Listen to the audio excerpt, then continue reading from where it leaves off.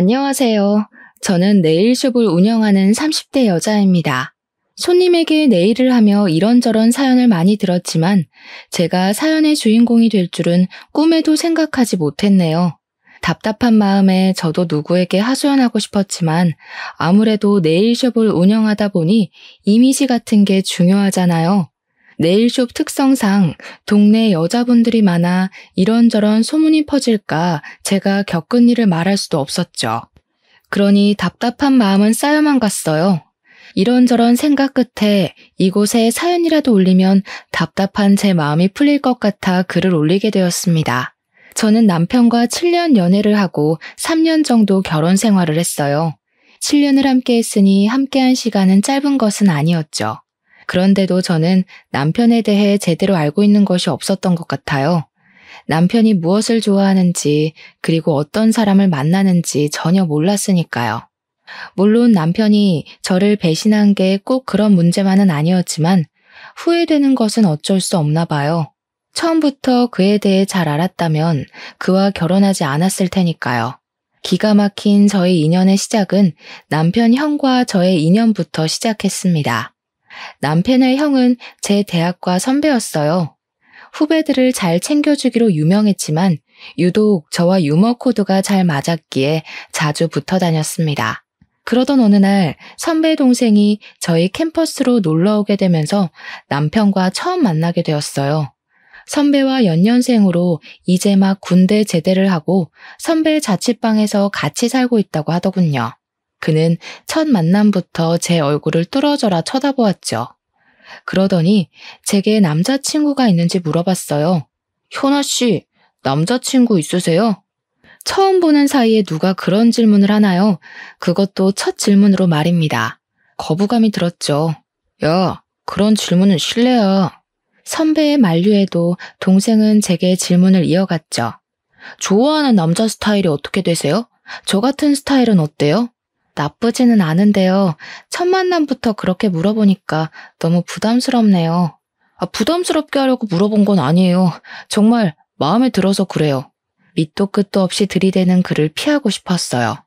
선배, 저 먼저 가볼게요. 다음에 봐요. 저도 다음에 봐요. 꼭이요. 저를 보며 그는 손까지 흔들어 보였죠. 어색한 미소를 지으며 그 자리를 서둘러 벗어났습니다.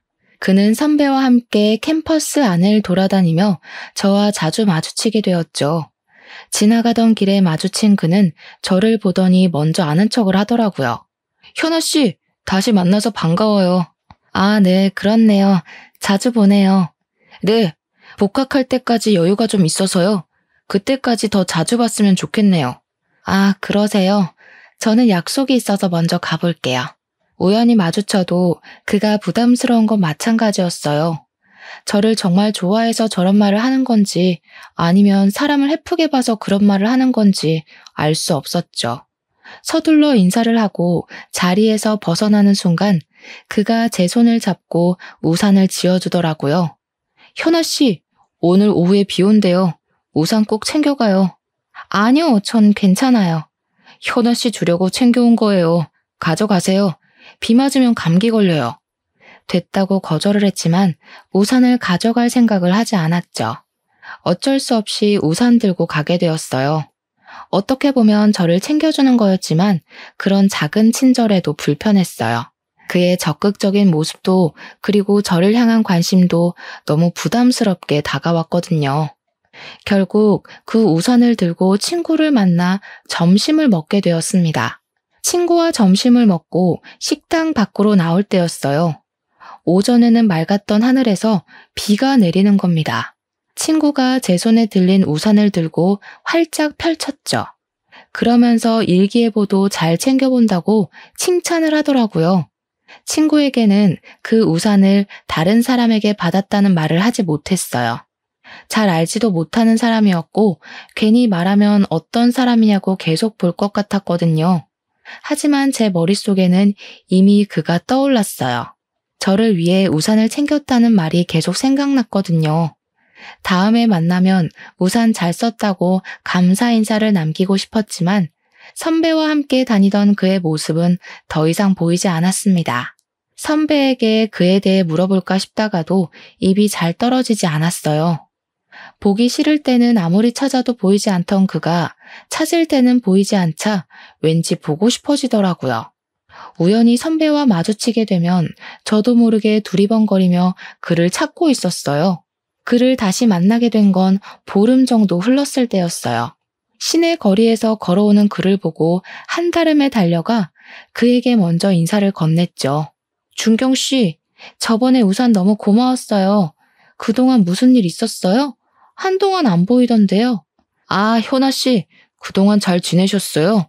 네, 복학 준비를 하고 있어서요. 우리 학교도 여기서 멀지 않아서 자주 볼 수 있겠네요. 그래요? 잘 됐네요. 우리 자주 봐요. 정말 신기했어요. 한번 무너진 경계의 벽은 순식간에 사라져버렸거든요. 처음에는 감사한 마음에 그와 이야기를 나누었던 것 같아요. 하지만 그와 이야기를 할수록 정말 저와 잘 맞더라고요. 취향도 비슷하고 생각하는 것도 비슷했죠. 자연스럽게 같이 어울려 놀았던 것 같아요. 만나서 밥도 먹고 공부도 하고 그러다 보니 어느 순간 저는 그와 선배가 없어도 따로 만나는 사이가 되어 있었습니다. 누가 먼저 사귀자고 말 꺼낸 건 아니었지만 저희는 연인 사이가 되었어요. 그와 연애를 한 지 2년 정도 되었을까요? 남자친구가 타도시 회사에 취직이 되었다고 하더라고요. 졸업 후 바로 취직되었으니 기쁜 일이었지만 멀리 떨어져서 지내야 한다니 우울해졌죠. 제 주위에도 장거리 연애를 시작한 친구들은 금방 헤어졌거든요. 처음에는 잘 지내다가 자연스럽게 멀어지면서 헤어지게 된다고 했거든요. 거기다 가까운 거리도 아니고 1시간 반 거리라니 시외버스를 타고 와야 한다는 번거로움까지 더해지자 제 불안감은 배가 되어 돌아왔습니다. 너무 먼 것 같아. 왕복 3시간이잖아. 자기야, 자주 올 테니까 너무 걱정하지 마. 떨어져 있어도 나는 자기뿐이라는 거 알잖아. 치, 말만 그렇게 해놓고 몸이 멀어지면 마음도 멀어지는 거 아니야? 절대 그럴 일 없으니까 걱정하지 마. 내가 자기를 얼마나 사랑하는데. 그는 사랑을 증명이라도 하듯이 매주 저를 만나기 위해 1시간 반 거리를 찾아왔죠. 아직 차가 없어 시외버스를 타고 오면 피곤하기도 할 텐데 그는 그런 내색을 전혀 하지 않았어요. 피곤하지 않아? 너무 먼 거리잖아. 나는 괜찮으니까 피곤하면 매주 안 와도 돼. 주중에도 자기가 보고 싶은 거 꾹꾹 참은 거야. 가까운 거리였으면 매주가 아니라 매일 올 텐데 아쉬운걸?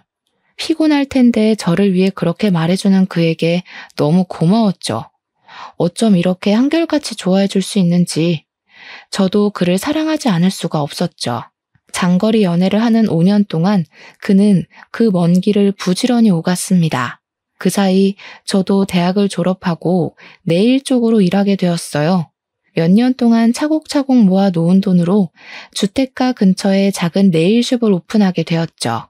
대출을 껴서 오픈한 숍이었지만 저만의 작은 공간이 생겼다는 것만으로도 너무 행복했어요. 그때 결혼 생각도 들었습니다. 마음이 통했는지 그가 먼저 결혼을 하자고 청혼을 했죠. 현아야, 나와 결혼해 줄래? 평생 행복하게 해줄게. 정말? 당연하지. 나도 자기를 행복하게 해주고 싶어. 연애 기간 동안 한 번도 저를 실망시킨 적이 없었기에 그의 청혼을 흔쾌히 받아들였습니다. 저희는 연애를 시작한 지 7년 만에 결혼을 하게 되었죠. 결혼했더라도 저희는 1년 동안 주말 부부로 지내야 했어요. 남편이 회사에서 맡은 프로젝트가 있어 그만둘 수가 없기도 했지만 신혼집을 구할 때 대출을 받았기에 경제적으로도 남편이 계속 일을 해야 했습니다. 하지만 결혼했어도 혼자 지내는 시간이 길어지자 외로웠어요. 결혼하고도 텅 빈 집에 홀로 있으려니 정말 결혼한 게 맞는지 연애할 때와 달라진 게 없어 보였습니다. 그때는 떨어져 지내는 외로움이 너무 컸던 것 같아요. 언제 다시 함께할지 모르는 시간이 더욱 길게만 느껴지기도 했죠. 당시에 저는 제 네일숍을 정리하고 남편이 사는 지역으로 내려가고 싶었어요. 그래서 남편에게 넌지시 말을 꺼냈습니다. 자기야, 내가 자기 곁으로 갈까? 떨어져 지내다 보니까 너무 외로워. 자기 곁에 있고 싶어. 어구, 남편이 없어서 그렇게 외로워? 그런데 겨우 거기서 자리 잡았는데 여기 오면 다시 처음부터 시작해야 하잖아. 다시 생각해보는 건 어때? 우리 결혼한 지 1년이나 됐는데 연애할 때랑 하나도 달라진 게 없는 것 같아. 아이라도 있으면 결혼했다는 게 실감이라도 날 텐데 언제까지 이렇게 지내는 건 싫어. 처음부터 다시 시작하더라도 자기랑 같이 있고 싶어. 그렇지만 우리 아직 아파트 대출도 남았는데 자기가 내려오는 건 아닌 것 같아. 이번 프로젝트 끝나면 내가 이직하는 게 어떨까? 외로워도 조금만 참아. 반년 뒤 남편은 회사를 정리하고 제 곁으로 오게 되었죠. 남편은 직장을 이직해야 했지만 저와 함께 한다는 것만으로도 정말 좋아했어요. 남편과 함께 있으니 자연스럽게 아이를 원하게 되었죠. 그 전에는 남편과 떨어져 지내서 아이가 안 생긴다고 생각했지만 같이 지내도 아이는 쉽게 생기지 않았어요. 시부모님도 남편과 같이 지내고 난 후부터 은근히 아이를 기다리시기 시작하셨어요. 너희 아이가 아직이냐? 이제 같이 사니까 서둘러 가져라. 그래야 부부 사이도 더 돈독해지는 거야. 네, 어머니. 저희도 아이를 가지려고 하는데 빨리 안 찾아오네요. 뭘 기다려. 요즘 다들 병원에서 가지더라. 너희도 괜히 기다린다고 마음고생하지 말고 병원 가서 만들어. 병원에 가서 아이를 가지라는 말에 처음에는 거부감이 들었어요. 아이를 낳고 싶은 건 맞지만 굳이 그렇게까지 해서 아이를 가져야 하나? 하는 생각이 들었거든요. 그런데 남편이 아이들만 보면 발길을 멈추고 한참을 쳐다보더라고요. 자기야, 아이 너무 귀엽지 않아? 아이들은 정말 천사 같아. 자기 닮은 딸 낳으면 정말 예쁠 텐데. 남편이 아이를 좋아하는 건 알고 있었지만 이렇게 자신의 아이를 원하고 있을 줄은 생각하지 못하고 있었죠. 아이를 그렇게 원하니 저도 의술의 도움을 받아서라도 아이를 가져야겠다고 생각했죠. 결국 난임 전문 병원을 찾아가게 되었습니다. 병원에만 가면 바로 생길 줄 알았던 아이는 인공수정 3번으로도 생기지 않았죠. 그때 제게 의사 선생님이 시험관을 해보는 게 어떠냐고 말하더군요. 인공수정까지 했는데 여기까지 와서 아이를 갖는 걸 포기할 수는 없었습니다.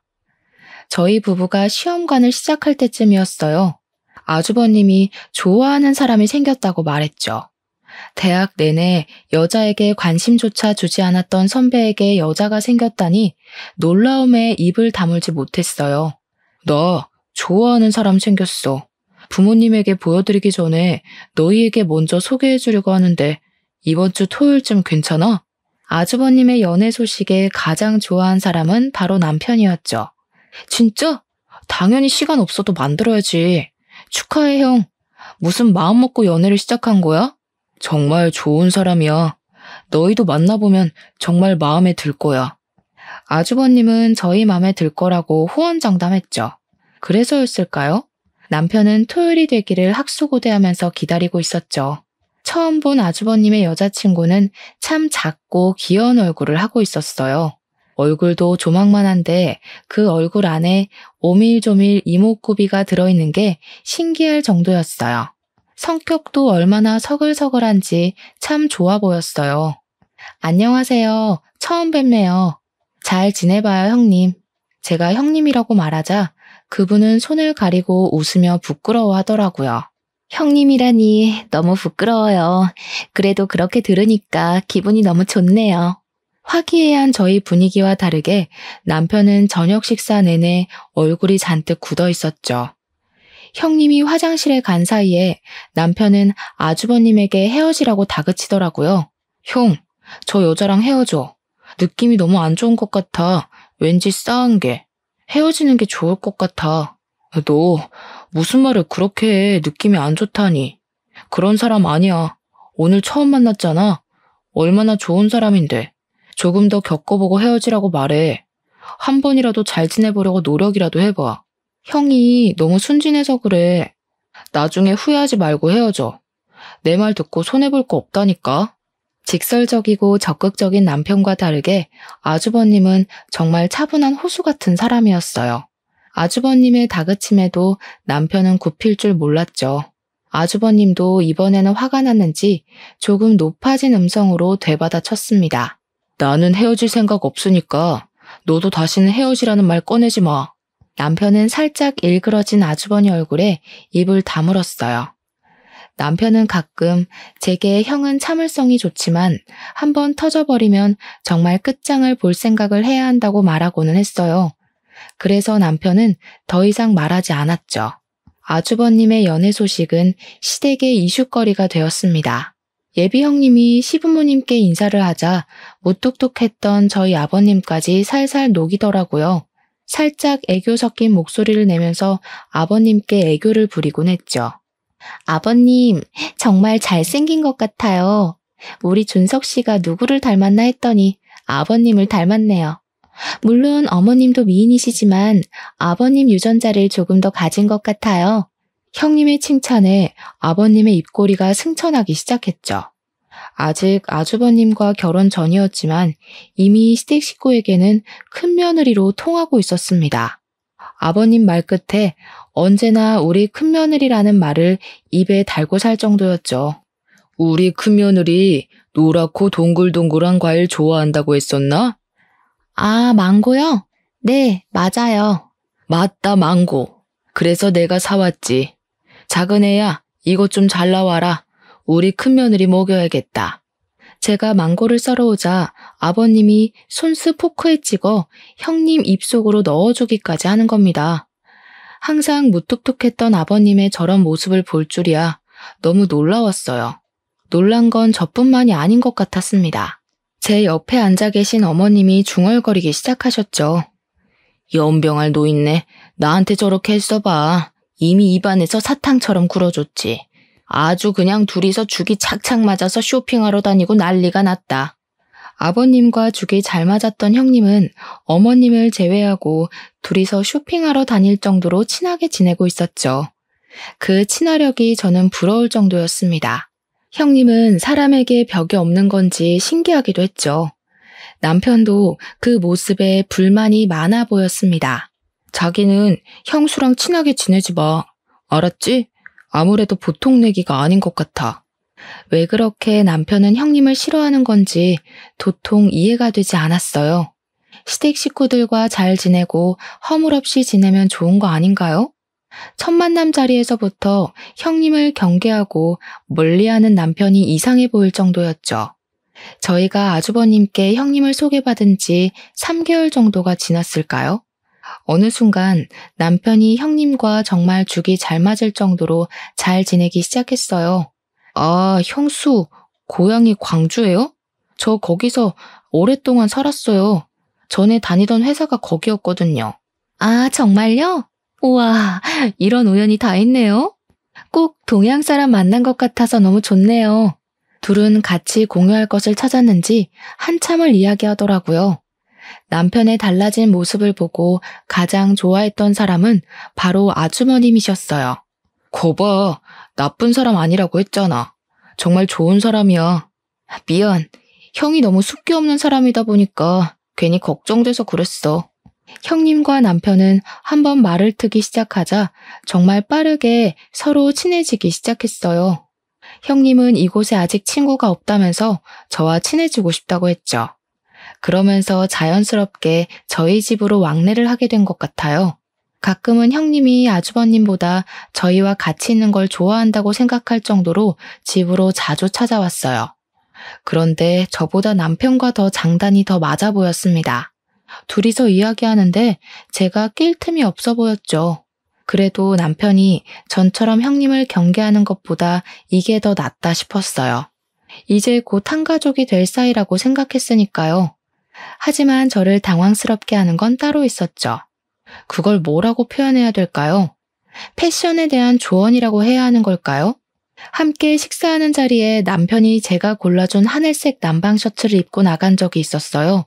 파스텔 톤이 아닌 청색에 가까운 셔츠였죠. 형님은 남편이 입은 셔츠를 보더니 옷이 안 어울린다고 하더라고요. 서방님, 그 색 잘 안 받는다. 좀 더 파스텔 톤이 어울리는데. 서방님 피부톤이 조금 어두운 편이잖아요. 더 밝은 색 입어요. 저희 남편 피부 그렇게 어두운 편 아닌데요. 여름이라서 조금 타서 그래요. 서방님은 원래 살짝 어둡지. 형님 말에 당황스러웠어요. 제 남편 피부톤을 제가 더 잘 알지 않겠어요? 물론 남편이 백옥 같은 피부는 아니었지만 그렇다고 옷을 골라 입을 정도의 피부톤을 가지고 있는 건 아니었거든요. 그런 일은 그것뿐만이 아니었어요. 제가 남편에게 골라준 향수가 남편 이미지와 다르다면서 새로운 향수를 사준다든지 제가 사준 가방이 들고 다니기 불편해 보인다며 다른 가방을 선물해 주었죠. 이런 걸 어떻게 받아들여야 할지 너무 난감했어요. 제가 보기엔 도가 지나친 오지랖처럼 보였거든요. 형님 너무하는 거 아니야? 내가 그렇게 센스가 없어? 왜 당신한테 사주는 것마다 꼬치꼬치 지적하지? 남편은 핸드폰을 보면서 시큰둥하게 대답했어요. 왜? 신경 써주면 좋은 거 아니야? 관심 있으니까 그런 말도 해주는 거지. 남편 말에 정말 별일도 아닌 일에 신경 쓰고 있는 건지 머리가 아팠어요. 손가락으로 관자놀이를 꾹꾹 눌렀죠. 너무 스트레스 받지 마. 안 그래도 시험관 때문에 신경이 너무 예민해진 거 아니야? 별일도 아니잖아. 당시에 남편 말대로 지속적인 시험관 실패로 정말 예민해졌나 싶기도 했어요. 계속 임신에 실패해서 마음이 우울하기도 했거든요. 원인이라도 확실하게 있는 난임이면 모를까 둘 다 정상이라는데 아이는 계속 생기지 않았으니까요. 그러다 며칠 후 어머님 생신으로 시댁에 방문하게 되었을 때 일이었어요. 점심때 시댁 식구들이 모이기로 하면서 저는 이른 아침부터 시댁으로 가서 음식 준비를 해야 했죠. 밖에서 먹으면 편하겠지만 아버님의 까다로운 식성 때문에 집에 와서 외식은 거의 꿈도 못 꿀 일이었거든요. 그렇다고 시어머니 생신에 어머님이 밥상을 차리라고 할 수는 없잖아요. 어쩔 수 없이 제가 음식 장만을 떠맡게 되었죠. 한참 부엌에서 음식 장만을 하는데 거실에서 시댁 식구들이 이야기하는 목소리가 들렸어요.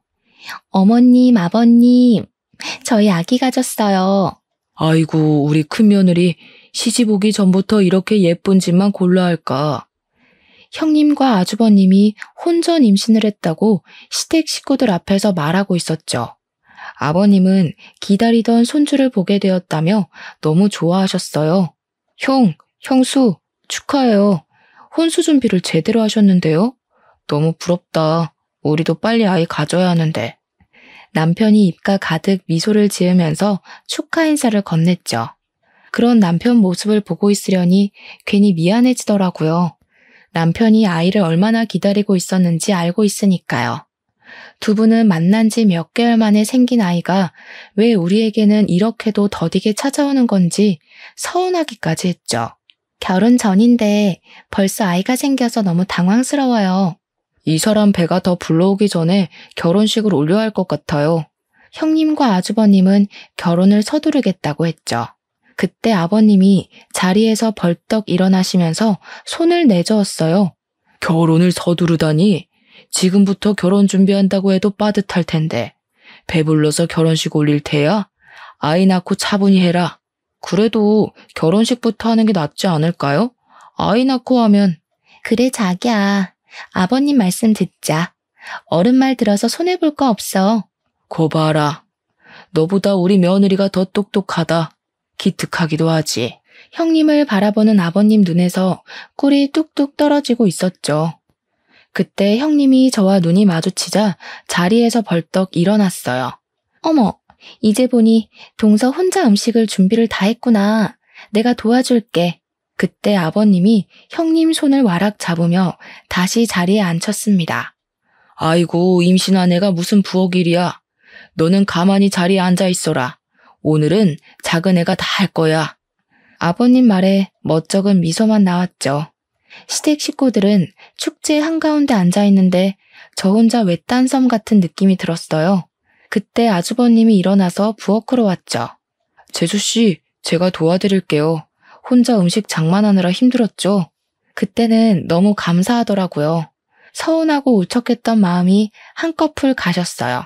지금 생각해보니 시댁에서 항상 저를 도와주었던 사람은 제 남편이 아니라 아주버님이셨어요.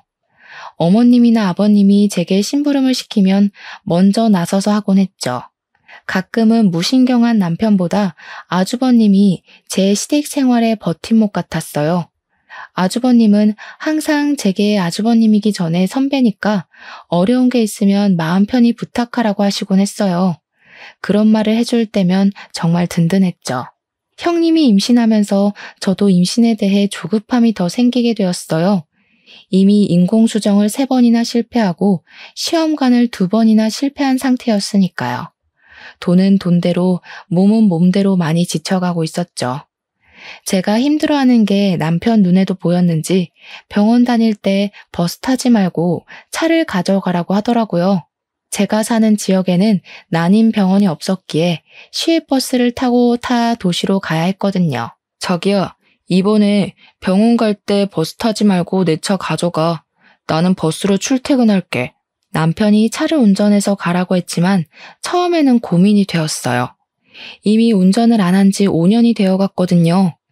네일숍이 집에서 가까운 거리라서 차에 대한 필요성을 느끼지 못하겠더라고요. 제가 타고 다니던 차는 결혼하면서 엄마에게 드렸죠. 시외 운전이 오랜만인데 괜찮을까? 그래도 시외버스 타고 또 시내버스 갈아타는 것보다 운전해서 가는 게 낫지 않겠어? 몇 번 하다 보면 감이 살아나겠지. 남편 말도 일리가 있었죠. 버스를 기다리고 갈아타는 시간도 무시 못했어요. 저는 남편에게 알겠다고 말했죠. 남편 차를 운전해서 병원으로 출발했습니다. 버스를 타고 몇십 번이나 오가던 길인데도 막상 제가 운전해서 가려니 처음 가는 길 같았어요. 잔뜩 긴장한 채 핸들을 부여잡고 운전하기 시작했죠. 앞차를 노려보며 안전거리를 지키자, 신호를 지키자 세뇌하듯이 읊조리기까지 했어요. 그런데 운전이라는 게 저만 잘한다고 되는 게 아니더라고요. 옆에서 끼어드는 차를 보지 못하고 직진하다가 접촉사고를 내고 말았습니다. 순간 눈앞이 깜깜해지면서 머리가 새하얗게 변해버렸죠. 차에서 내려 상대편 차주와 대화하고 블랙박스를 확인하기로 했어요. 사고가 어떻게 나게 된 건지도 기억이 안 나더라고요. 어찌나 놀랐는지 블랙박스 동영상을 돌려보려는 손가락이 덜덜 떨려서 멈추지 않는 거예요. 결국 사고 장면의 영상이 아닌 다른 영상을 누르고 말았습니다. 다시 끄려고 했지만 남편 차가 낯선 곳에 서 있더라고요. 차는 한적한 강변에 세워져 있었고 익숙한 목소리가 녹음되어 있었죠. 진짜 와이프랑 안 헤어질 거야? 안 헤어진다니까. 도대체 왜 우리 형을 꼬신 거야? 너나 우리 형이랑 헤어져. 그건 남편과 형님의 목소리였어요. 처음에는 두 사람이 무슨 말을 하고 있는지 도통 이해가 되지 않았죠. 서로 누구와 헤어지라고 하는 건지 영상을 꺼야 한다는 걸 알았지만 몸이 움직이지 않았어요. 그럼 너도 와이프랑 헤어져. 나랑 더 잘 맞는다며? 왜 그 여자랑 결혼한 거야? 네가 아무리 그래도 난 아내랑 이혼 안 해. 우리 형 사랑하긴 하니? 아이는 어떻게 할 거야? 형 아이 맞긴 한 거지? 무슨 소리야. 내가 사랑하는 것도 당연히 아이 아빠도 너지. 뭐 이런 불륜관계도 짜릿하잖아. 그렇지? 정말 너 때문에 못 살겠다. 그래서 내가 너를 계속 만나나 봐. 녹음 파일을 듣고 놀라서 팔딱였던 심장이 멈춰버린 것 같았어요. 온 세상이 암흑처럼 느껴지더라고요. 차창을 두드리며 상대편 차주가 어떻게 처리할 거냐고 물어보았지만 저는 입이 덜덜 떨려서 아무 말 할 수가 없었죠. 그 후 상대편 차주와 제가 접촉사고를 어떻게 처리했는지조차 기억나지 않더라고요. 그만큼 남편의 외도는 정신적으로 엄청난 충격을 주었습니다. 블랙박스에 녹화된 파일을 더 열어보아야 하나? 아니면 보지 말아야 하나? 고민이 되었어요. 저는 다시 판도라의 상자를 열고 말았습니다. 그 뒤 영상이 제 오해를 풀어주길 바랬거든요. 이렇게 나랑 자주 만나도 돼?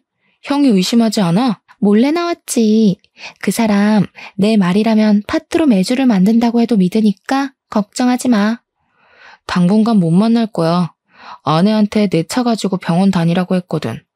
아내가 지금 많이 힘들어해서. 진짜 그 여자랑 아이 가질 거야? 당신 아이는 내 뱃속에 있다니까. 그 여자랑 헤어져. 그럼 우리 둘이 아이 키울 수 있어. 아이 가지고 싶다면서 아이도 못 낳는 여자랑 왜 사는 거야? 난 아내랑 헤어질 생각 없다니까. 그만 포기해. 그 아이는 내 아이가 아니라 형 아이여야 해. 애처가 나셨네. 내가 이래서 그 여자를 좋아하지 못하겠다니까. 정말 볼수록 짜증나 죽겠어. 적당히 해. 티 안 나게. 이런 사이를 뭐라고 말해야 하는 걸까요? 명백한 불륜관계였지만 그것보다는 공생이라고 해야 할까요? 이 기이한 관계에 대해 정확한 정의를 내릴 수가 없더라고요. 이미 남편과 형님은 아주버님을 통해 만나기 전부터 아는 사이였어요. 남편은 오래전부터 저와 주말에 만났다면 형님을 주중에 만나고 있었던 거죠. 더욱더 놀라웠던 건 형님은 이미 예전부터 남편에게 다른 여자 있다는 걸 알면서도 만났다는 거예요. 남편이 직장을 그만두고 제 곁으로 오자 남편을 따라 이사를 하고 남편에게 접근하기 위해 아주버님을 이용했다는 거였습니다. 이런 걸 사랑이라 말해야 하는 건가요? 집착이라고 해야 하는 걸까요? 그리고 남편은 결국 형의 여자라는 것을 알면서 다시 형님과 만난 거죠. 문득 정신을 차리고 보니 아주버님 회사 앞이더라고요. 저도 모르게 지금 이 순간 가장 먼저 떠오른 사람이 아주버님이었어요. 같은 피해자로서 그리고 가장 효과적으로 두 사람에게 복수할 수 있는 사람이니까요. 아주버님, 저 지금 회사 앞인데 저랑 잠시 차 한 잔 마실 시간 있을까요? 제 말에 아주버님은 회사 앞 카페로 한달음에 달려왔죠. 얼굴이 안 좋아 보여요. 무슨 일인데 둘이 해결해야 한다는 거예요? 아주버님 질문에 아무 대답하지 않고 핸드폰으로 옮긴 블랙박스 파일을 보여주었습니다. 처음에는 살짝 미소가 섞여있던 얼굴은 순식간에 딱딱하게 굳어가고 있었죠. 아무 말 없이 이런 내용을 보여드려서 너무 죄송해요. 하지만 저도 이 상황을 어떻게 설명해야 할지 모르겠더라고요. 제 핸드폰을 들고 있는 아주버님의 손이 달달 떨리고 있었습니다. 아주버님은 제게 핸드폰을 건네준 뒤 남편에게 전화를 걸었죠. 야, 너 어디야? 거기서 기다려. 금방 갈 테니까. 그리고 의자를 박차고 밖으로 뛰어나가시더라고요. 저는 놀라서 아주버님을 뒤쫓아 나갔습니다. 10년 넘게 아주버님을 봐왔지만 화를 내는 모습은 처음 보는 모습이었죠. 아주버님을 쫓아간 곳은 저희가 있는 곳에서 멀지 않은 공원이었습니다. 그곳에는 남편과 형님이 같이 있었죠. 아주버님은 남편을 향해 달려가더니 다짜고짜 주먹을 날렸습니다. 놀란 형님이 두 사람 사이를 막아섰어요. 도대체 왜 싸우는 거예요? 이러지 마세요. 그래, 맞을 땐 맞더라도 이유는 알고 맞자. 너희 둘 언제부터 만났던 거야?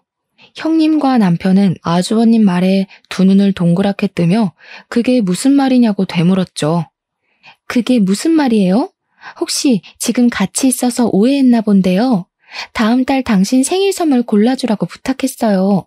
도대체 왜 그래? 형, 오해가 있으면 말로 풀어. 괜히 주먹부터 들이대지 말고. 아주버님은 두 사람과 말이 통하지 않는다는 것을 깨달았는지 제 핸드폰을 들고 블랙박스 녹음 파일을 틀었습니다.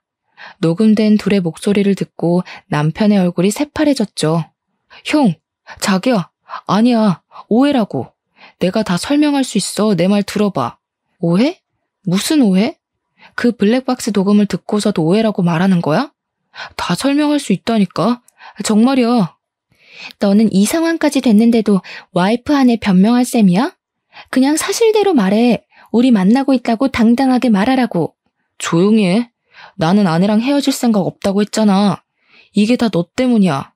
네가 찾아오지만 않았어도 형도 나도 잘 살았을 거라고. 지금 이 모든 게 내 탓이라는 말이야? 네가 찾아왔을 때 좋아하던 사람은 바로 너 아니었어? 네 형을 만나고 있어도 나를 만난 건 너야. 형님은 순식간에 남편을 밀어버렸어요. 남편은 중심을 잡지 못하고 비틀거리더니 화단에 걸려 넘어지고 말았죠. 넘어질 때 화단에 심어진 나무에 얼굴이 긁혔는지 피가 나더라고요. 남편은 손으로 볼을 쓸었어요. 이게 정신 나갔나? 어디서 사람을 밀어? 손에 묻은 피를 보고 화가 났는지 형님에게 달려들어 밀어버렸어요. 형님은 뒷걸음질 치다가 뒤로 넘어지면서 시멘트 타일에 엉덩이를 크게 찍고 말았습니다. 어, 못 일어나겠어. 못 일어나겠다고. 아파. 엉덩이가 아프다고. 제가 잡고 일으켰지만 아프다며 손을 뻗어 저를 밀어버리더라고요. 저까지 바닥에 엎어져 버렸죠. 그때 형님 다리 사이로 붉은 핏자국이 보이기 시작했어요. 아주버님이 서둘러 119에 신고했죠. 병원으로 이송된 뒤 의사는 형님에게 골반 골절 진단과 함께 양수가 터졌다고 말했어요. 골반이 골절되셨어요. 당분간 누워 지내셔야 합니다.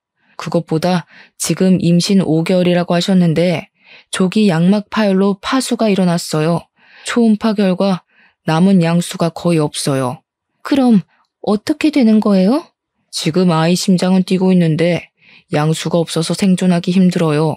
출산하신다고 해도 아이가 너무 어려서 생존 확률이 거의 없어요. 유도 분만을 하실 건지 제왕절개를 하실 건지 정하셔야 합니다. 그럼 아이를 죽여야 한다는 거예요? 이런 말 드리게 돼서 죄송합니다. 인큐베이터에 들어가기에도 너무 어린 아이라서요. 아이 심장은 아직 뛰고 있었지만 양수가 적어 아이가 살 수 없다고 하더군요. 안타까운 상황에 형님은 한없이 눈물만 흘렸습니다. 이런 결과를 원한 게 아니었는데 아이가 잘못되니 죄책감이 밀려 들어오더라고요. 그런 상황에서도 남편은 변명하기 바빴죠. 자기야, 정말 오해야. 나 형수랑 아무 관계도 아니야. 아니, 전에 몇 번 만난 건 맞는데 클럽에서 만났거든? 정말 오해하지 마. 사랑 그런 거 아니었어. 자기랑 멀리 있다 보니까 외로워서 몇 번 만났는데 거머리처럼 달라붙더라고. 심지어 나를 따라서 여기까지 쫓아왔잖아. 아이가 죽었는데 자기 변명을 하기 바쁜 남편 모습에 정남이가 뚝 떨어지더라고요. 지금 당신 아이가 죽었는데 그런 말이 나와? 누가 내 아이라는 거야? 아니라니까? 형 아이를 자꾸 내 아이라고 우기는 거야. 전에 내가 만났던 여자라고 형한테 말할 수도 없고. 내가 어떻게 하겠어. 더는 남편과 말도 섞기 싫어졌죠. 이미 상황이 이렇게 됐으니까 우리 이혼하자. 나는 이제 당신에 대한 신뢰도 믿음도 잃어버렸어. 난 당신하고 이혼할 생각 전혀 없어. 남자들 바람 피우는 거 한순간이야. 결국 조강지처한테 돌아온다는 말도 못 들어봤어. 결국 바람 피운 거 인정하는 거지? 당신이 이혼 못하겠다면 소송할 거야. 나는 더 이상 당신이랑 더러워서 못 살겠어. 바람 피운 것도 모자라서 이 핑계 저 핑계만 대는 모습이 정말 정남이 떨어진다. 남편도 화가 났는지 저를 향해 소리를 버럭 지르더군요. 뭐? 더러워? 정남이 떨어져? 이혼 소송? 그래, 하려면 해봐. 누가 이기나 보자고. 저희 부부는 재산 분할에 합의를 보지 못하고 결국은 이혼 소송까지 가게 되었습니다. 저는 남편 불륜으로 이혼하게 되었으니 위자료와 정신적 피해 보상을 요구했고 남편은 제가 이혼하기 위해 본인에게 불리한 증언을 내세운다고 우기고 있었죠. 법원에서 다시 만난 남편은 정말 당당해 보였어요. 워낙 남편의 귀책 사연은 뚜렷했고 증거도 있었으니 제가 승소할 거라고 믿어 의심하지 않았지만 남편 생각은 달라 보였습니다. 그 블랙박스 영상 증거로 사용 못해. 뉴스도 안 봤어? 불법 녹음은 증거 능력이 되지 못한다고. 결국 내가 바람 피웠다는 증거가 되지 못한다는 거지. 그래? 두고 보자. 당신이 나를 속이고 형님을 사람을 만나온 게 1, 2년이 아닌데 증거가 그것밖에 없겠어? 찾아보면 더 나오겠지. 그래, 할 수 있으면 해봐. 법이 그렇게 호락호락한 것 같아? 왜 그렇게 당당할까 했더니 블랙박스 파일이 증거로 채택되지 않을 거라고 확신하고 있었죠. 하지만 치열한 공방 속에 법원은 제 손을 들어주었습니다. 통신비밀보호법에 블랙박스 녹음은 해당하지 않는다는 이유였어요. 제가 강제로 설치한 게 아니었고 남편이 설치한 블랙박스에 우연한 사고로 제가 듣게 된 것이었으니까요. 저는 남편에게 위자료와 정신적 피해 보상을 받고 이혼하게 되었습니다. 법원을 나오면서 남편은 패소한 게 분한지 소리를 지르더군요. 아, 말도 안 돼. 이런 개 같은 경우가 어디 있어. 내 차 블랙박스를 강제로 받는데. 어디 있긴 여기 있지. 아직 대한민국에 정의가 있다는 거 아니겠어? 당신이 나를 속이고 형을 속이고 우리 둘을 농락한 벌에 비하면 너무 가볍지 않아? 나는 지금도 당신을 용서할 수가 없어. 당신 생각하면 아직도 치가 떨린다고. 지금도 반성조차 하지도 않잖아. 그래서 당신하고 이혼한 거야.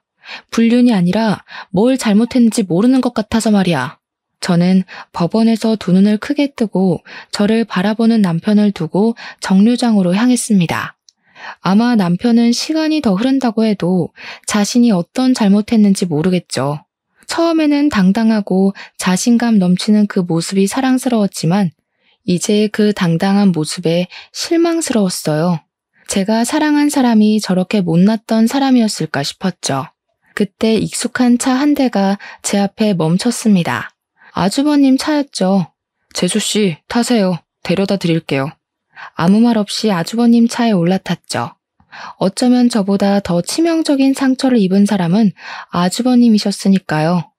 저야 남편이랑 이혼하면 끝이지만 아주버님은 자신을 속이고 농락한 사람이 핏줄로 이어진 혈연이잖아요. 조용한 차 안에서 먼저 말을 꺼낸 사람은 아주버님이셨습니다. 동생 대신 제가 사과할게요. 사실 우리 관계가 이렇게 끝나는 것이 너무 아쉬워요. 그냥 좋은 선배와 후배로 남았으면 어땠을까 생각해요. 그럼 계속 얼굴 보고 살 수 있지 않을까요? 좋은 인연이 아니었으니 이렇게 된 거겠죠. 이게 왜 아주버님 탓이에요? 아주버님도 결국 피해자잖아요. 사실 내가 먼저 너를 좋아했어. 동생보다 먼저 말이야. 동생에게 네 이야기를 한 적이 있거든. 그런데 그 녀석이 궁금하다고 네 얼굴을 보고 온 뒤 사귀고 싶다고 조르기 시작하더라고. 난 당시에 너를 좋아한다고 말하지 못했어. 아주버님의 뜬금없는 고백에 놀랐습니다. 아무 말 하지 않고 두 눈을 동그랗게 뜨고 있자 멋쩍은 미소를 짓더라고요. 지금 와서 너랑 뭘 하겠다는 건 아니고 그때 내가 조금 더 솔직했더라면 네가 이런 일을 겪지 않을까 하고 말이야. 한 번도 아니고 두 번이나 내가 좋아하는 사람을 가로채 가니까 당시에는 화가 너무 났었어. 그런 모습 보여줘서 미안해. 그런 일을 겪고 화를 안 내는 게 비정상이죠. 약혼녀가 동생이랑 만나고 있는데 어떤 사람이 제정신이겠어요? 그러게. 지금 생각하면 무슨 매력에 끌렸나 싶긴 한데 아무튼 당연한 거지만 그 사람이랑은 헤어졌어. 그 사람도 이제 준경이한테 오만정이 떨어졌는지 고향으로 돌아가겠다고 하더라고. 뭐 태어나면 돌아가겠지. 짧은 대화였지만 아주버님의 대화를 듣고 많은 생각이 들었죠. 도대체 무엇을 얻기 위해 형님은 이곳까지 온 걸까요? 결국 모든 것을 다 잃었을 뿐인데 말이죠. 그 후 아주버님은 꾸준히 제 네일숍에 찾아왔어요. 처음에는 손님으로 왔다면서 투박하고 커다란 손을 제 앞에 내밀었어요. 손톱 하나하나를 잘라내고 다듬는 동안 제게 말 한마디도 걸지 않더라고요. 그러다가 다음에 또 오겠다는 말만 남기고 가버리는 겁니다. 그리고 며칠 뒤에 또 그 자리에 앉아서 아직 다 자라지도 않은 짧은 손톱을 내밀었어요. 아직 자라려면 한참 남았어요. 2주 정도는 더 있다 오셔야 할 것 같네요. 손톱은 나도 집에서 깎을 수 있어. 그냥 너랑 마주보고 있을 시간이 필요했을 뿐이야. 왜요? 위로가 필요해 보여요? 이혼해서 불쌍해 보여요? 아니, 내가 위로가 필요해서. 밥 한번 같이 먹어줘라. 선배가 부탁할게. 이제 아주버님이 아니라 선배로 남고 싶어서 하는 것 같았죠. 하지만 이미 10년 넘게 선배가 아닌 남자친구의 형, 그리고 아주버님으로 지냈던 사이가 그렇게 쉽게 바뀔 수 있나요? 그래도 저는 후배로서 같이 밥을 먹기 시작했던 것 같아요. 일주일에 한 번, 그러다가 2번 저를 찾아와 밥 먹자, 차 마시자, 심심하니 영화 보자, 별별 요구를 하기 시작했습니다. 처음에는 제 옆에서 저를 지켜보고 챙겨줬던 건 아주버님이란 걸 알았기에 보답으로 거절하지 못했어요. 하지만 1번, 2번 밥 먹고 차를 마시다 보니 어느새 제 옆에는 아주버님이 있다는 것이 익숙해지고 있었어요. 연인인 듯 연인이 아닌 그 관계를 6개월 정도 유지할 때였습니다. 뜬금없이 시댁 식구들이 어떻게 지내고 있는지 궁금해졌죠. 이런 질문 뜬금없는데 시댁 식구들은 어떻게 지내요? 제 말에 아주버님은 난감한 표정을 지었습니다. 그게 다들 잘 지내지 못해. 동생이 그 사람이 떠나기 전에 붙잡았거든. 아주버님 말에 실소가 터지고 말았습니다. 결국 전 남편은 자기 곁에 남아있을 사람은 형님뿐이라고 생각하고 붙잡았던 거죠. 둘은 혼인신고만 하고 살림을 차렸어. 그런데 동생이 출장 갔다가 일찍 돌아왔는데 안방 침대에 아버지와 그 사람이 누워있는 걸 발견했나 봐. 네? 뭐라고요? 누구랑 누구요? 바로 옆에서 이야기를 듣고 있었지만 제 두 귀를 의심할 수밖에 없었습니다. 너무 황당하고 있을 수 없는 일이잖아요. 그게 그 사람이 나를 만나고 있으면서 아버지랑도 그런 사이였나 봐. 우리 집 남자들을 다 만나고 있었던 거지. 어머니도 이 사실을 알고 놀라셔서 쓰러지실 정도였어. 동생은 결국 그 여자 상대로 이혼소송 중이고 어머니도 아버지 상대로 이혼소송 중이셔. 거기다가 어머니는 그 여자 상대로 정신적 피해 보상을 신청하셨어. 지금은 내 집에서 지내시고 계셔. 시댁은 말 그대로 콩가루 집안이 되어버렸죠. 아주버님도 제가 이혼할 때 시댁과 인연을 끊다시피 했고 어머님하고만 가끔 연락하고 있었다네요. 그러다가 최근에 모든 사실을 알게 되었대요. 그 말을 듣고 지난 10년이 너무 허무해지더라고요. 사랑해서 한 결혼이었지만 내가 사랑했던 사람은 나를 사랑했던 적은 있을까 하는 생각이 들었거든요. 아마 진정한 사랑은 없었겠죠. 그동안 내 일하면서 손님 남편이 바람을 피웠다는 이야기를 들을 때 정말 영혼 없이 위로했던 것 같아요. 어떤 위로로도 이 기분은 설명하지 못하겠더라고요. 특히 남편이 다른 사람이 아닌 형님을, 거기다 그 형님이 시아버지와도 불륜을 저지른 걸 어떤 말로도 표현할 수가 없었죠. 지금 생각해도 형님의 진정한 목적이 무엇인지 모르겠어요. 남편을 사랑해서 이곳까지 찾아왔다고 하기에는 설명이 안 되잖아요. 이런저런 일을 겪어보니 앞으로 다시는 결혼하지 않고 혼자 지내고 싶은 마음이 크게 들었어요. 저를 진정으로 사랑해줄 수 있는 사람은 역시 저밖에 없다는 생각이 들거든요. 그래서 혹시나 저를 기다릴까봐 아주버님에게도 이런 제 마음을 전하게 되었죠. 이제 결혼 같은 거 하고 싶지 않아요. 너무 힘들고 지치는 일인 것 같아요. 나 자신을 갉아먹는 것 같고 결혼 생활보다 지금이 훨씬 더 좋은 것 같아요. 나는 지금으로 만족해. 그냥 서로 얼굴 보고 밥 먹고 차 마시고. 이런 생활 그전에는 꿈도 못 꿨잖아. 나도 지금이 전보다 더 행복해. 아주버님의 그 한마디가 참 많은 생각이 들게 하더라고요. 어쩌면 처음부터 아주버님이 먼저 고백했더라면 정말 그런 일은 겪지 않았겠다는 생각을 하게 되었어요. 하지만 이미 지나가 버린 시간을 되돌릴 수 없는 일이니 후회해도 어쩌겠어요. 지금 사는 삶에 최선을 다할 수밖에 없죠. 제 사연은 여기가 끝입니다. 그래도 이곳에 사연을 쓰고 나니 답답했던 마음이 후련하고 개운하네요. 여러분도 속에 있는 말을 털어놓을 사람이 없다면 일기장이라도 적어 답답한 마음을 풀었으면 좋겠습니다.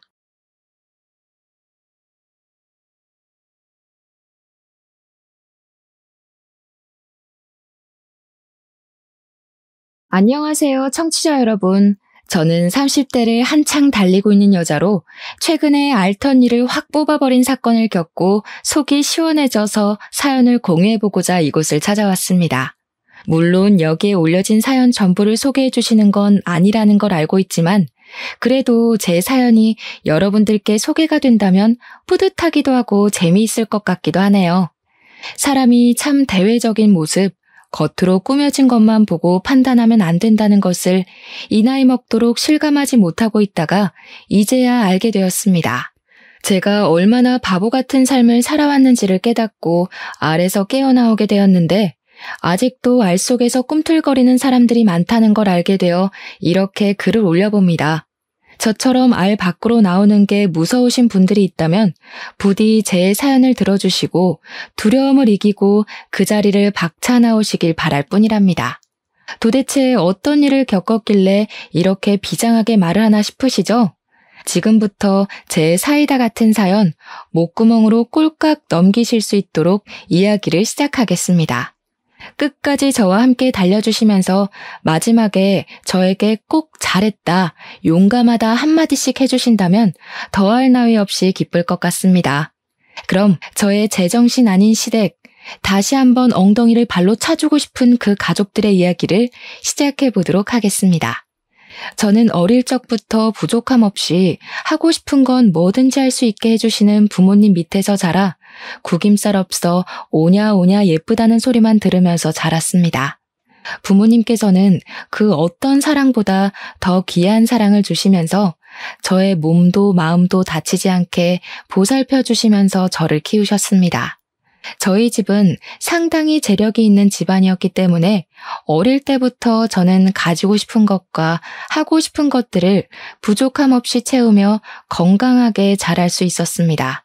하지만 공부에는 그다지 재능이 없었기 때문에 부모님께서는 저에게 일찌감치 악기를 하나 가르쳐 주시기 시작하셨습니다.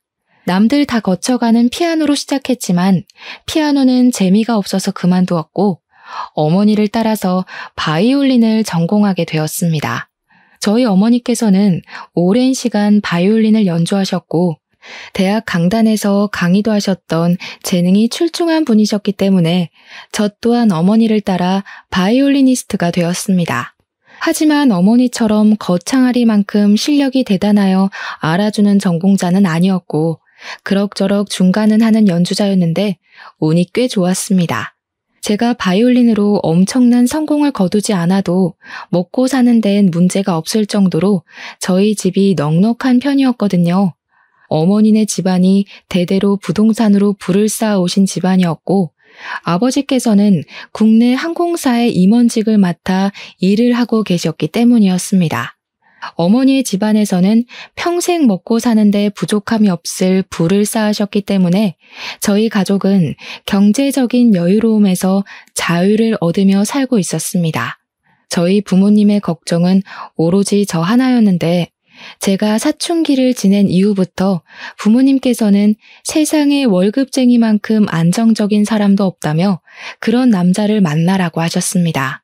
집으로 월급을 또박또박 가져다주는 직장에서 일을 하고 있는 사람을 만나라고요. 물론 부모님께서 말하는 직장이 평범한 기업은 아니긴 했지만요. 제가 대학을 졸업한 이후부터는 하루빨리 가정을 이뤄 평범하게 일상을 보내면서 살길 바라셨습니다. 제가 그렇게 모험적인 성격은 아님에도 불구하고 부모님 눈에는 평생 제가 어린아이로만 보이는지 든든한 남자를 만나서 부족함 없이 살길 바라셨습니다. 부모님의 등살에 저는 마치 결혼이 목표인 사람처럼 굴기 시작했고 제가 30살이 되자마자 선을 보러 다니기 시작했는데 마땅히 괜찮은 남자를 한 명도 만나지 못했습니다. 다들 하나같이 나이가 많거나 배가 나왔거나 머리숱이 많이 비었거나 나이가 비슷하면 성격에 문제가 있다거나 하는 불필요한 부분이 먼저 보이기 시작했습니다. 그러다 보니 선을 보러 다니는 것이 조금 지쳤고 제가 운명을 느낄 만한 사람은 이 세상에 존재하지 않는 건가 하는 생각까지 들게 되었습니다. 주위에서는 저에게 결혼정보업체에 가입을 해보라고 이야기를 하기도 하고 실제로 업체 측에서 가입 권유를 받기도 했었습니다. 하지만 그렇게까지 해서 돈을 써가며 남자를 만나고 싶다는 생각은 별로 들지 않더라고요. 선자리는 다 주변 지인분들께서 해주신 자리라 부담이 없기도 했고요. 결혼정보업체는 마치 저를 포장해서 선물 가게에 진열해 놓는 듯한 느낌이 들어서 별로 내키지가 않았습니다. 어머니께서 아는 사람들을 통해 선자리를 받는 게 오히려 인증 같은 것도 좀 더 확실히 되는 느낌이고 운명의 상대를 만나진 못했지만 희망을 걸고 있었습니다. 하지만 저는 30 중반이 막 넘어설 때까지도 괜찮은 사람을 만나지 못했고 제 친구들은 먼저 시집을 가 육아를 시작하게 되었습니다. 제가 눈이 높은 것도 아닌데 괜찮은 사람을 만나지 못하니 점점 자존감이 떨어졌고 친구들도 저에게 아무나 만나라는 식으로 이야기를 하더라고요. 동화 속 주인공도 아닌데 한눈에 반할 만큼 괜찮은 왕자님을 어디서 만나겠냐며 적당히 조건 보고 결혼을 하라는 소리를 들으니까 점점 그렇게 해야 하나 하는 굴레에 갇히게 되었습니다. 그러던 어느 날 어머니 지인분이 정말 괜찮은 사람이 있다고 한 번만 만나보라고 어머니를 통해서 자리를 마련해 주셨습니다. 그 자리에서 만나게 된 사람이 바로 제 남편이었는데 처음에는 남편의 인상이 강렬하고 선이 두꺼운 마초 같은 남자 이미지라서 호감이 가긴 했습니다. 저는 비리비리한 사람보다는 체격도 좋고 얼굴선이 굵어서 진하게 생긴 사람을 좋아했는데 남편이 딱 제 이상형에 가까운 얼굴을 가지고 있었거든요.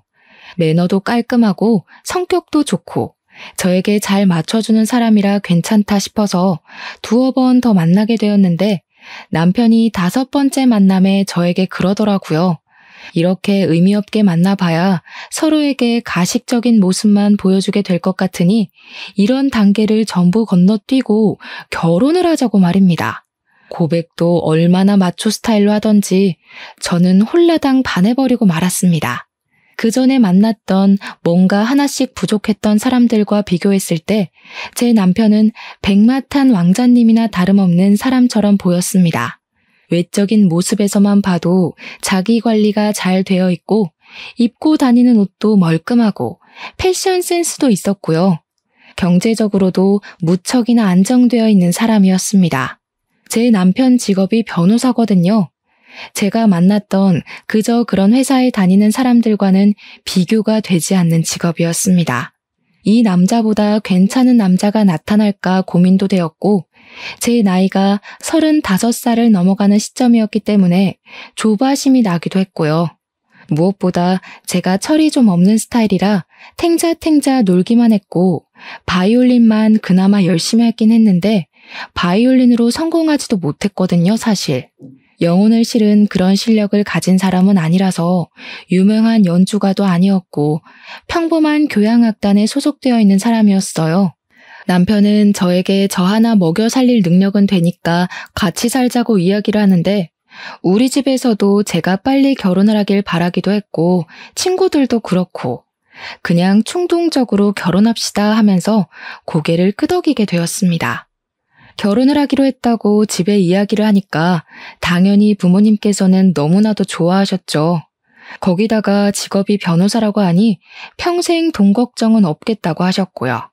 남편이 저희 집에 찾아와서 인사를 드리는데 아버지께서도 법 조계 쪽으로 아는 분들이 꽤 많으셨기 때문에 남편에게 이것저것 물어보셨습니다. 자네는 어디 로펌에서 일을 하고 있나? 상속 전문? 기업 전문? 아니면 기업에 소속된 변호사인가? 아니요. 저는 땡땡 변호사 사무실에 있습니다. 아버지는 처음 듣는 로펌 이름인지 고개를 갸우뚱하시면서 어디에 있는 로펌이냐며 대표가 누구냐 이런 질문을 하셨는데 남편이 뻔뻔하게 대답을 하더라고요. 본인 대학 선배가 대표로 있는데 같이 하자고 해서 다른데 취업하기도 어렵고 그냥 거기 들어가서 사건이 들어오면 수임료 챙기면서 일을 하고 있다고 했습니다. 저도 남편이 변호사라는 것만 알고 있었지 한 달에 얼마를 버는지 얼만큼 일이 들어오는지까지는 모르고 있었기에 조금 놀랐죠.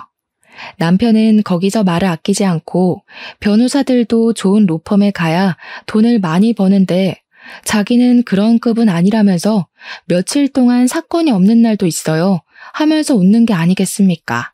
그 말을 듣자마자 아버지의 표정이 상당히 미묘하게 구겨지는데 사건이 없으면 수임료도 없는 거니까 한마디로 무급이라는 소리를 하고 있는 게 아니겠습니까? 저는 남편이 너무 솔직하게 모든 걸 털어놔버린 바람에 놀라서 사례가 들리고 말았고 연신 기침을 뱉어야 했습니다. 그 이후에 상견례 자리를 가지게 되었는데 그 자리에서 이런저런 이야기를 나누다가 남편의 사무실에 사건이 없다는 이야기가 다시 한번 나오게 되었습니다. 남편은 부끄러움도 없는 건지 자신이 돈을 많이 벌지 못하는 변호사임을 계속 강조했고 부담스럽게 저희 집에 잘 부탁드린다는 이야기를 하더라고요. 아무래도 아버지께서 이리저리 아는 분들도 많으시고 국내 유명 항공사의 임원으로 계시니 콩고물이 떨어지기를 바라는 것 같았습니다. 저는 그 상견례 자리에서 그런 이야기가 나오는 것에 불편함을 느끼고 남편에게 조용히 그만하라는 식으로 이야기를 했는데 그걸 시모가 본 것 같았습니다. 시모가 눈을 뾰족하게 뜨면서 그 자리에서 저에게 핀잔 섞인 말투로 이야기를 하더라고요. 변호사 되는 게 뭐 쉬운 일인 줄 아니? 사건이 없으면 세상이 평화롭고 좋다는 뜻인 거지. 앉아서 악기만 다룬 애가 이 섬세한 직업을 뭘 알겠니? 악기를 다루는 일이 얼마나 섬세한 작업인데 우리 딸에게 그런 소리를 하십니까? 시모가 저를 꾸짖듯이 이야기를 하자 어머니께서 순간 발끈하셔서 시모에게 한 소리를 하셨습니다. 웃기게도 저를 잡아먹을 듯이 이야기하던 시모는 어머니께서 개입을 하자 바로 깨갱하시면서 서둘러 다른 주제로 말을 바꾸시더라고요. 어머니께서는 은근히 불편해하시고 시모는 눈치를 보는 상황이 지속되었지만 상견례 자리인 만큼 결혼에 대한 이야기를 나눠야 했기에 아버지와 시부는 조율을 하셨습니다. 결혼식은 어디서 할지, 손님이 몇 명이나 올지, 청첩장은 얼마나 찍을지 그런 상투적인 이야기가 오가고 식사 자리가 마무리되었습니다. 끝까지 어머니께서는 불편해하셨고 시모는 우리 집이랑 사돈을 맺고 싶긴 했는지 그런 어머니의 비위를 맞추시더라고요.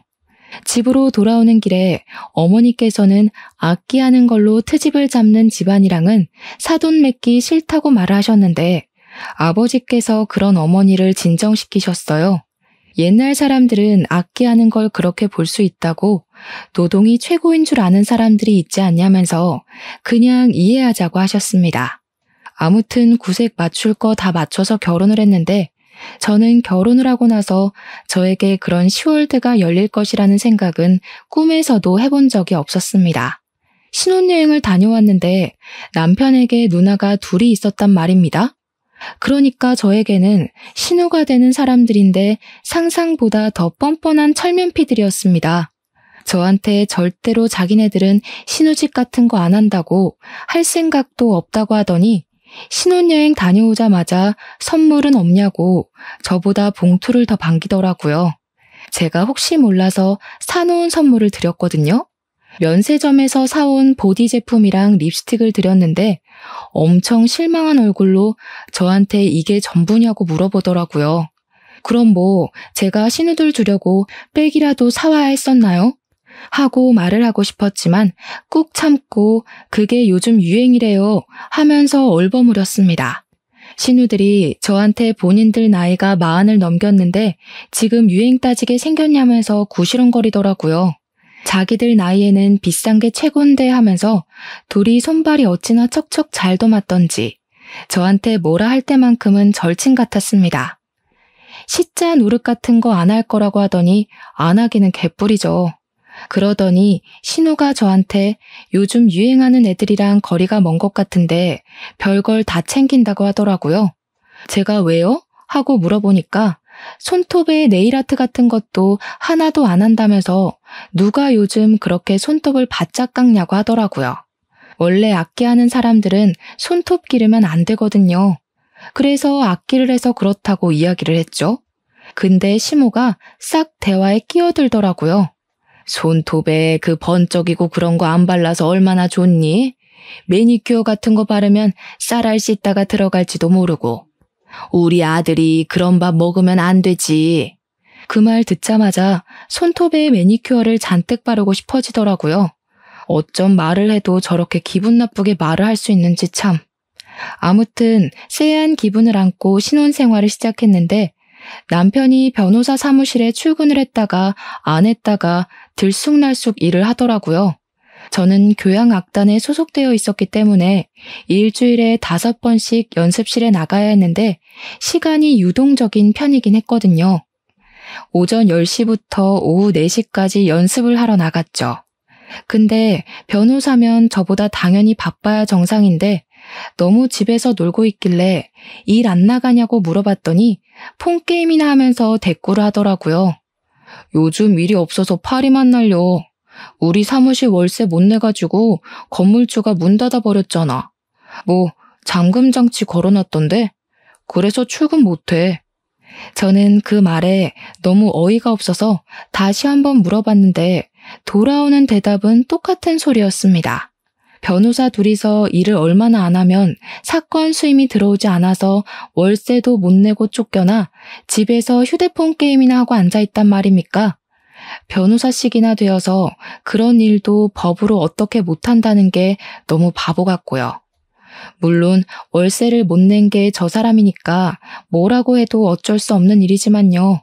진짜 빚 좋은 개살구라는 말이 딱 우리 남편에게 어울리는 말이지 않겠습니까?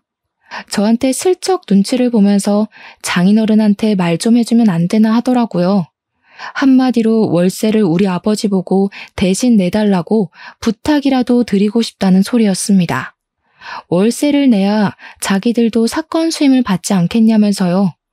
결혼한 지 3개월밖에 되지 않았는데 돈 타령을 하니까 저도 너무 당황스러워서 아버지에게 말을 해야 하나 말아야 하나 고민을 하다가 부탁을 드렸습니다. 그러니까 아버지께서 화들짝 놀라시면서 월세를 못 낼 정도로 사건 수임이 안 되는 사무실이냐고 차라리 국선을 하라고 하지 하시는 거예요. 남편에게 이야기를 하니까 머리를 벅벅 긁으면서 국선도 나쁘진 않은데 인식이라는 게 있지 않겠냐고 말을 하더라고요. 국선 변호사 하면 약간 공짜 변호사 같은 느낌이 있잖아. 나중에 수임료도 후려치기 당한다고 뜬 소문도 많고. 당장 월세도 못 내는 주제에 이거저거 따지는 꼴이 한심해 죽겠더라고요. 아무튼 아버지께서 도와주신 덕분에 다시 사무실 운영을 시작했습니다. 그러고 나서 어버이날이 되어서 시댁에서 밥이나 먹자고 하시길래 남편이랑 같이 시부를 모시고 식당을 갔는데 시모의 표정이 엄청 언짢아 보이는 겁니다.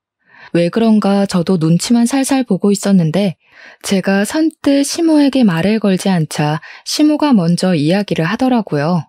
며느리식이나 되어서 일찍 와서 식사를 차려줄 생각은 안 하고 밖에서 사 먹을 생각밖에 안 하니? 우리 아들이 벌어온 돈을 그렇게 물쓰듯이 쓰는 거야? 아니, 제가 무슨 남편 월급으로 사치를 하고 있으면 할 말이 당연히 없겠지만 저희 집에서 남편 사무실 밀린 월세까지 갚아준 마당에 그게 무슨 소리랍니까? 제가 어이가 없어서 입을 떡 벌렸죠.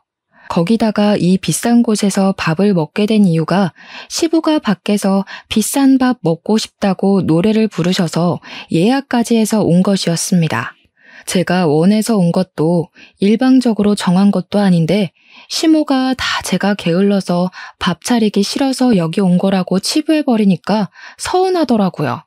저도 입이 뚫려 있는데 삼키는 건 아니다 싶어서 시부가 여기 오고 싶다고 노래를 불러서 온 거라고 톡 쏘아붙였죠. 그러니 시모가 저한테 자기는 며느리가 차려준 밥이 먹고 싶다고 하시는 겁니다. 그때 우연치 않게 시간이 맞아 늘러붙은 신우가 그러더라고요. 엄마, 무슨 말을 그렇게 해? 올케가 형석이네 사무실 월세도 냈다고 하던데. 엄마가 이러면 형석이한테 좋을 거 하나도 없어. 웬일로 첫째 신우가 제 편을 들어주면서 이야기를 하는데 괜히 고맙고 그렇더라고요. 하지만 이 모든 것이 사건의 빌드업이 될 거라고는 상상도 하지 못했죠. 불편한 식사 자리가 끝나고 집에 가려는데 첫째 신우가 저를 붙잡더라고요. 올케네 아버지가 국내 항공상 임원이라고 하셨지? 내가 다른 건 아니고 이번에 우리 시댁이랑 같이 해외여행을 가거든. 좌석 업그레이드 좀 해주라고. 그게 가족 한정이라서요. 아마 안 될걸요? 어머, 임원 백이라는 게 있잖아.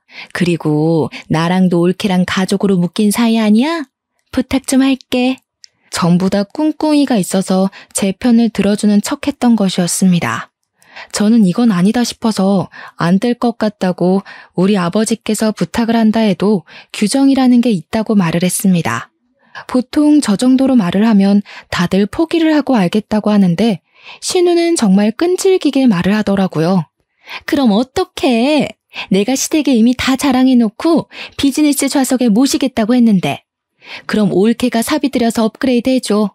나도 체면이라는 게 있는데 이게 다 올케 탓이잖아. 아니 신우, 이런 식으로 일방적으로 통보를 하는 법이 어디 있어요. 저한테 물어보고 하신 것도 아니고.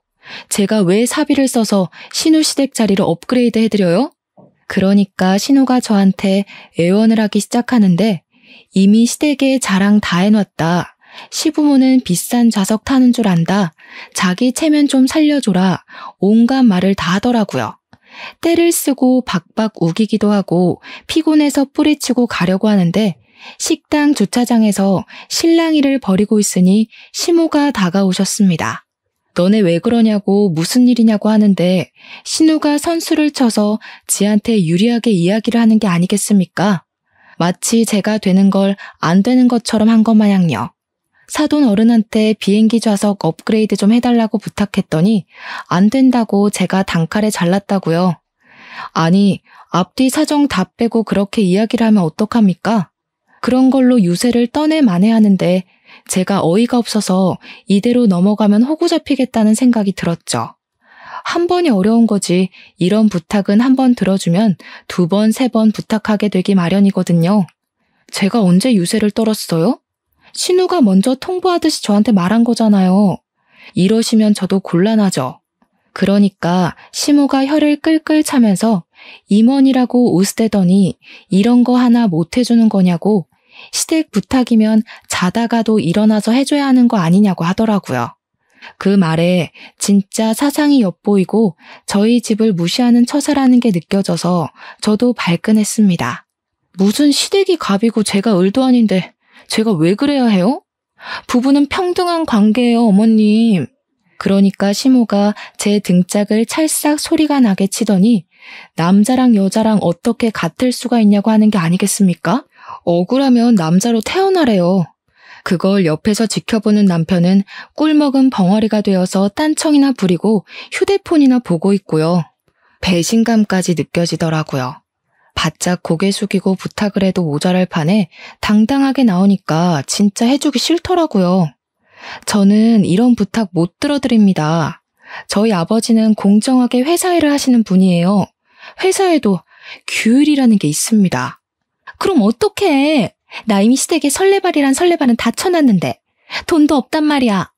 제가 발을 동동 구르는 신우를 보고 남편 옆구리를 쿡 찌르니까 그제야 신우한테 미리미리 말을 해줬어야지 장인한테 부탁하기 어렵다고 하며 한마디 거들더라고요.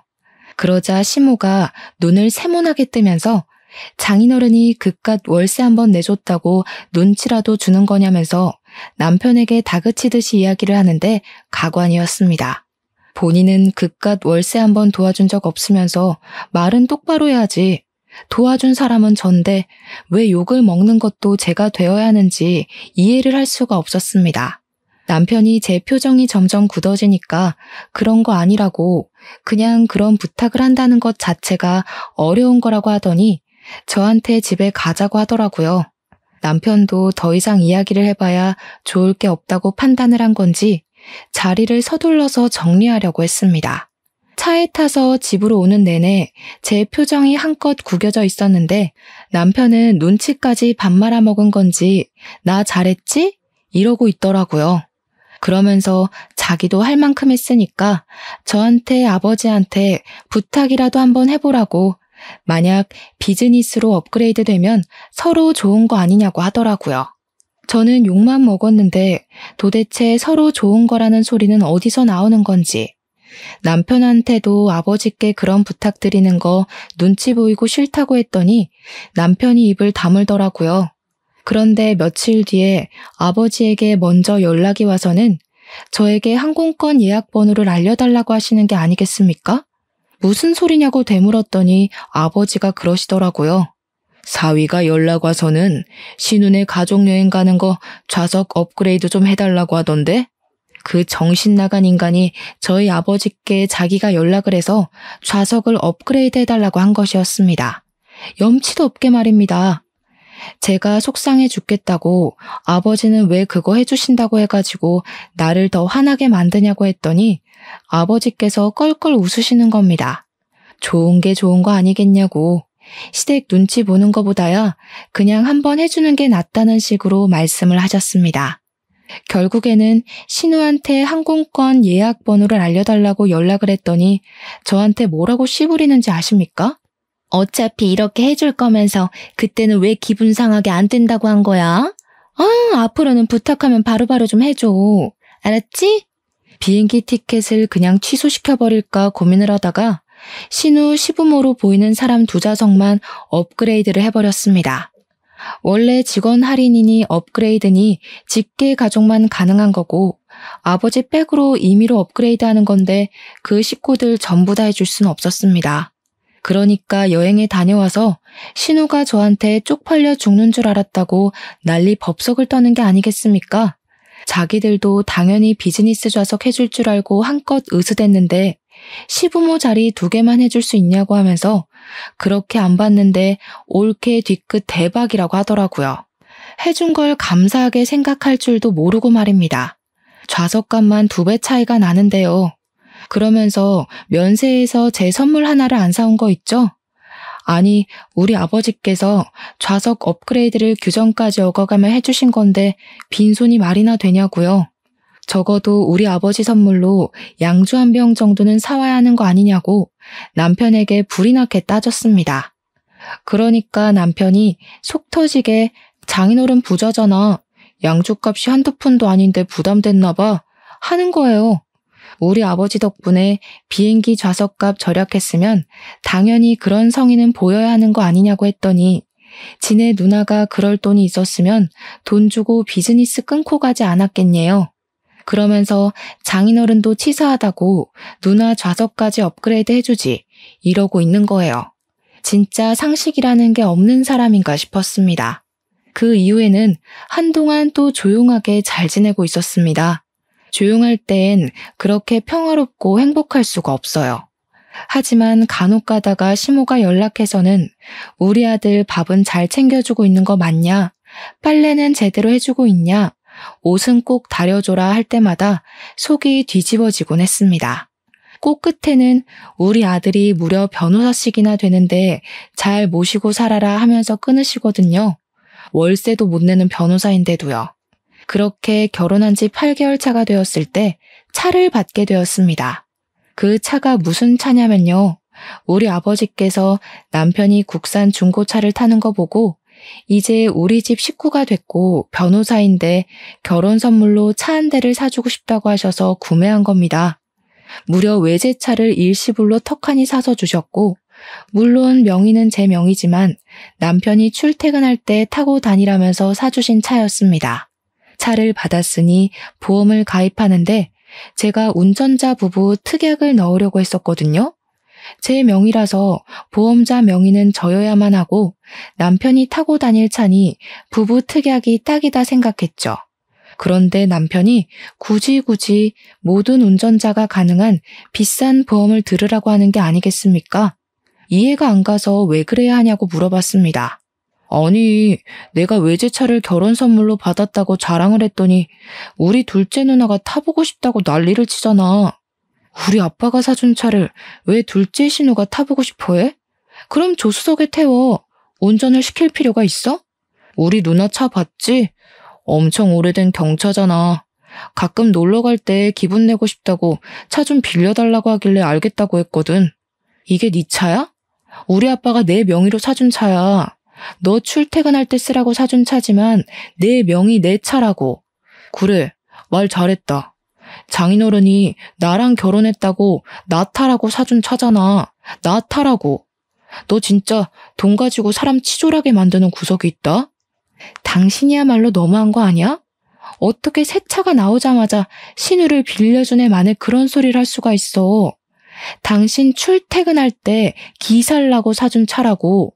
신우들한테 빌려주지 말고 절대로 난 싫으니까 보험은 내가 알아서 들 거야. 알겠어? 저도 너무 화딱지가 나서 남편한테 소리를 지르면서 이야기를 했습니다.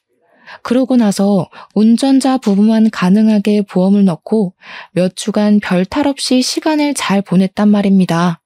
하루는 어머니께서 차 구경도 하고 싶고 얼굴도 보고 싶으니까 근교에 있는 카페에 가자면서 주말에 연락을 하신 거예요. 저랑 남편이랑 둘 다 같이 나오라고 맛있는 거 먹고 기분도 내자고 하면서 시간 약속을 잡으시길래 남편한테 이야기를 했습니다. 어머니께서 나오라고 하니까 준비하라고 했더니 남편이 엄청나게 당황하면서 오늘? 지금? 당장? 갑자기 이러면 어떡해? 하는 겁니다. 왜 그러냐고 어차피 오늘 일정도 없고 집에서 그냥 놀고 먹는 거보다 밖에 나가서 바람 쐬는 게 좋지 않겠냐고 했더니 남편이 제 눈치를 보더라고요. 밖에 나가기 귀찮은데 그냥 쉬고 싶은데 하면서 뭉구적 거리는데 빨리 옷 입고 나오라고 차키 내놓으라고 시동 걸고 기다리겠다고 했습니다. 그러자 남편이 딴청을 부리기 시작하는데 느낌이 진짜 쎄하게 들더라고요. 차키 어디 있냐고 재차 물어보는데 대답을 하지 않길래 설마 신우한테 빌려준 거냐고 물어보니까 남편이 그러더라고요. 누나가 조카들이랑 조카 친구 가족이랑 놀러를 가는데 차 좀 빌려달라고 하는데 그럼 어떡해. 짐도 워낙 많고 또 경차라서 고속도로 달리기가 위험하다고 하는데 조카들 사고라도 나면 큰일이잖아. 네가 책임질 것도 아니고. 도대체 내가 책임을 왜 져야 하니? 그러면서 부부싸움을 제대로 하게 되었습니다. 너무 염치 없다. 보험은 어떻게 한 거냐? 왜 나한테 상의 한마디도 없이 그런 짓을 하는 거냐고, 나를 우습게 보는 거냐고 소리를 꽥꽥 지르면서요. 남편도 할 말이 없고 자기 자존심은 상하니까 저한테 친정 식구들을 만나든 말든 마음대로 하라면서 방문을 쾅 닫고 들어가는 게 아니겠습니까? 결국 저는 너무 짜증나서 아버지께 전화를 걸어서 저를 좀 데리러 와달라고 부탁을 드렸습니다. 제가 짜증나서 정신 나가겠다고 막 울어대니까 부모님이 저 데리고 드라이브를 시켜주셨어요. 그리고 그 자리에서 모든 이야기를 털어놓았습니다. 어머니께서는 정말 경우 없는 집안이 아닐 수가 없다면서 날이 갈수록 마음에 드는 구석이 없다고 화를 씩씩 내셨고 아버지는 아무 말씀도 없으셨습니다. 결혼한 지 1년도 채 되지 않은 시점에 이런 일이 생기니까 저도 너무 속상했습니다. 그런데 진짜 더 짜증이 나는 건 첫째 신우고 둘째 신우고 둘 다 염치는 밥 말아먹은 문외한이라는 점이었습니다. 둘째 신우가 차 빌려가는 거 말고는 다른 문제가 없었기에 그나마 정상인가 싶었는데 그것도 아니더라고요. 둘째 신우가 시집을 제일 먼저 가서 딸이 하나 있었는데 그 시조카가 초등학교 3학년이었습니다. 저한테 악기를 배웠으면 좋겠다고 하면서 저에게 자기 딸이 잘하는 악기를 찾아달라는 게 아니겠습니까? 저만 해도 이것저것 다 배워보고 결정을 했던 거라 신우에게 이야기를 했더니 막무가내로 저에게 악기를 찾아달라고 생떼를 쓰더라고요. 시조카가 뭘 잘할지 제가 어떻게 알겠냐고 하면서 저도 바이올린 말고 다른 악기는 다룰 줄 모른다고 거절을 했더니 글쎄 저에게 교향악단에 한번 데려가 주래요. 거기 가면 악기 많지 않냐면서 한 번씩 해보면 찾을 수 있지 않겠냐는 겁니다. 진짜 쇼킹하죠? 다른 악단 사람들의 악기를 한 번씩 연주해보게 하면 어울리는 악기를 찾을 수 있지 않겠냐는 말이 너무 비상식적이고 무식하게 들렸습니다. 여기 계신 분들 다 프로이시고요. 자기 악기를 남의 손에 맡기는 일은 절대로 하지 않으세요. 그러니까 까다롭게들 군다면서 구시렁거리는데 그 정도는 상식 아닌가 싶더라고요. 뭐든 자기 손탄 물건은 남에게 빌려주지 않는 법이지 않겠습니까? 아무튼 악기를 배우고 싶다고 하길래 제가 그럼 바이올린을 배우겠다고 하면 직접 가르쳐 줄 수 있다고 하니까 저한테 쓰다 남은 악기 없냐고 하더라고요. 악기값이 비싸서 얼마나 배울지도 모르는데 돈 주고 사기가 아깝다고 그래서 제가 그냥 딱 잘라서 말을 했습니다. 돈 걱정하실 거면 악기는 하지 않는 게 좋겠다고요. 유지비에 레슨비에 악기값에 돈 엄청 깨지는 일이라고 말입니다. 그 이후에 돈이 많이 든다는 말에 오기가 생긴 건지 뭔지 저한테 음악 쪽 일을 시키고 싶은데 싸게 후려칠 수 있는 방법 좀 알려달라고 둘째 신우가 쪼아대고 첫째 신우는 둘째 신우만 차 빌려주냐고 본인들도 빌려달라고 닥달을 하고 거기다가 시모는 자기 아들이 왜 이리 말랐냐면서 변호사 마누라씩이나 됐으면 사건을 좀 턱턱 물어와야 하는 거 아니냐면서 제정신 아닌 소리를 아무렇지 않게 하더라고요. 결혼한 지 1년쯤 되었을 때 저는 빠질 데도 없는 살이 5kg나 빠져 있었습니다. 보다 못한 우리 어머니께서 이혼하고 다시 집으로 돌아오라고 하셨고요. 제가 교행 악단 정기 공연을 준비하는데 계속 전화해서 방해하고 일을 시키려고 하고 마음에 안 드는 티를 팍팍 내니까 너무 지쳐버린 거죠.